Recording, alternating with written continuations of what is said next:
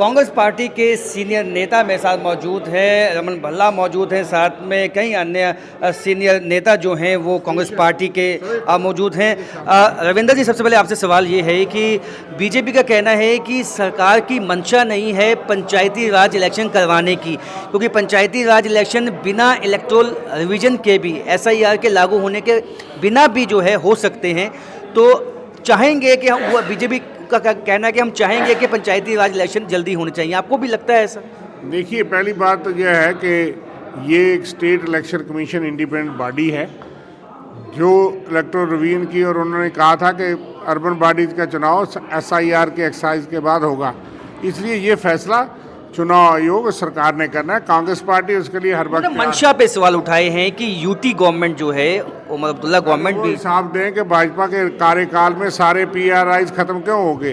पंच नहीं, सरपंच नहीं, बीडीसी नहीं, डीडीसी नहीं, कारपोरेशन नहीं, पिछले 3 साल से। उसके लिए जिम्मेदार कौन है? उस वक्त कौन था प्रशासन? वो भाजपा का प्रशासन था। 2023-2024 में जो है वो सारी खत्म हो गई, सिर्फ डीडीसी 26 में खत्म हुई। तो भाजपा ने क्यों नहीं चुनाव कराए? अभी भी रिमोट कंट्रोल आपके हाथ में है। फैसला किसने करना है, एलजी प्रशासन ने या चुनी हुई सरकार ने, वो बताएं। बिजनेस रूल है नहीं, हम तो नहीं जानते, पर हम कांग्रेस पार्टी चुनाव के लिए हर वक्त तैयार है। अर्बन बॉडीज़ के भी होने चाहिए, पंचायतों के भी होने चाहिए। और इस वक्त जो है वो हमने पहले भी कहा कि ये एमएलए सेंट्रिक या सरकार सेंट्रिक डेवलपमेंट हो रही है। कोई पंचायत या आम लोगों की बात नहीं हो रही, बजट सारा वो बना रहे हैं। इसलिए हम तो चुनाव के हक में हैं। लेकिन नाबिन जी, स्टेट हुड के लिए तो कोई बात कर लेते। जो वादा किया था 2.25 साल के पहले डिलिमिटेशन, फिर चुनाव, फिर फौरी स्टेट हुड, और अब 2.25 साल के बाद यहाँ आए हैं पहली बार। बड़ी उम्मीद थी कि कुछ कहेंगे स्टेट हुड के लिए, कोई झूठ ही बोलेंगे, एक बार फिर जुमला बोलेंगे, लेकिन जुमला भी नहीं बोला। और सिर्फ ये कहते हैं कि 9 मन तेल होगा, राधा नाचेगी। मोदी जी जब कहेंगे अप्रोप्रिएट वक्त पे स्टेट मिलेगी, ये कोई जवाब नहीं है। बीजेपी का ये भी कहना है भल्ला साहब कि जो स्ट्रेटजी बनाई गई है कल, वो 2029 के विधानसभा एवं पार्लियामेंट्री चुनावों के लिए अभी से तैयारी जो है शुरुआत कर दी है। आप क्या कहें, कैसे देखते हैं इसको? भाजपा सिर्फ जुमलों का बाजार गर्म करती है। उन्होंने कहा था किसानों की आमदन 2022 में होगी। अब वो प्रोजेक्ट बनाते हैं जिसको देखते हैं विकसित भारत 2047 में दिखेगा। 2047 बड़ी दूर है। आज मौजूदा स्थिति में बेरोज़गार नौजवानों की गिनती कितनी तादाद होगी? रोज़गार कहीं नहीं है। लोग परेशान यहाँ पे है। मैं उम्मीद करता हूँ हर लिहाज पे, हर फ्रंट पे, जिस ढंग से बेरोज़गारी बढ़ रही है, नौजवान हमारी बैकबोन है, उनको परेशानी है, किसानों को परेशानी है। तो इस परेशानियों के आलम से लोग ज़्यादा निकल रहे हैं, महंगाई की मार से जूझ रहे हैं। भाजपा को उस तरफ फोकस करना चाहिए जिससे लोगों को राहत यहाँ पे मिले।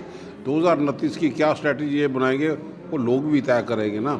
अब हमें लगता है कि उल्टी गिनती जिस ढंग से भाजपा की शुरुआत हो जाएगी, आपको दिखाई देगा। केरल के बाद भी हमारे कांग्रेस के हौसले बुलंद यहाँ पे हुए, और हमें लगता है कि जिस ढंग से हमारी कांग्रेस की लीडरशिप लोकल मुद्दों के साथ अपने आप को जोड़ रही है, लोकल लोगों के मुद्दों को उभार रही है, हमें लगता है कि लोगों का समर्थन मिलेगा, प्यार मिलेगा। और एक बार लेकिन यूटी गवर्नमेंट यहाँ पे जो उसने वादे किए थे, आपको लगता है वो भी कहीं ना कहीं मुकम्मल नहीं हो पाए हैं? गुस्सा है लोगों? डबल इंजन की सरकार है, 2 पावर सेंटर है। भाजपा के 29 एमएलए चुप क्यों हैं? आज किसी ढंग की हम बात नहीं कर सकते। फाइनेंशियल क्या पोजीशन है, पुलिस एडमिनिस्ट्रेशन किसके पास है? आप तो फिर भाजपा की जिम्मेवारी अमरनाथ यात्रा के जो बाहर के लोग, भाजपा का कहना है बाकी डिपार्टमेंट तो यूटी गवर्नमेंट के साथ हैं। बाकी का अफसर, आईएएस अफसर का कंट्रोल तो एलजी साहब के पास है ना।